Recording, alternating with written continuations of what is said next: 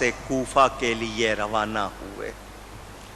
آپ کے ساتھ آپ کے خاندان کے افراد، کچھ دوست احباب، امام کا مکہ سے نکلنا، کربلا پہنچنا اور شہادت کے دیگر واقعات انشاءاللہ کل شب عاشور میں آپ کو سناؤں گا۔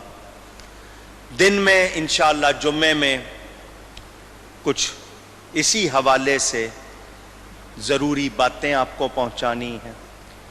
یزید کے حامی جو آج اٹھنے لگ گئے ہیں ان کو جواب دینا ہے۔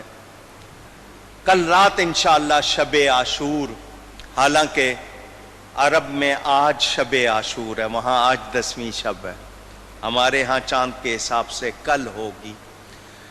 یہ مجمع ایسا ہوتا کہ جگہ نہ ملتی، مگر ارد گرد ماحول ایسا بنا دیا، رستے بند کر دیے لوگوں کے لیے، سواریوں کی مشکل، اس کے باوجود آپ لوگ آئے۔ میں نے آپ کو سنانے کے لیے نہیں کیا، درد ہے، اپنا ہدیہ ہے جو ان کو پیش کرنا ہے۔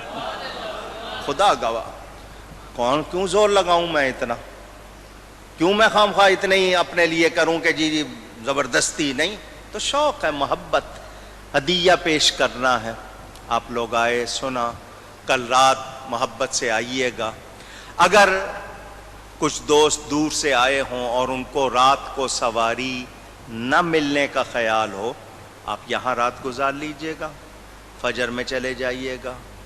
خواتین کے لیے میں نے منع کیا تھا جو دوسرے علاقوں سے آتی ہیں، دور سے، وہ جمعہ میں نہ آئیں کیونکہ جلوس کی وجہ سے راستے ان کے بند ہوں گے، دشواری ہوگی۔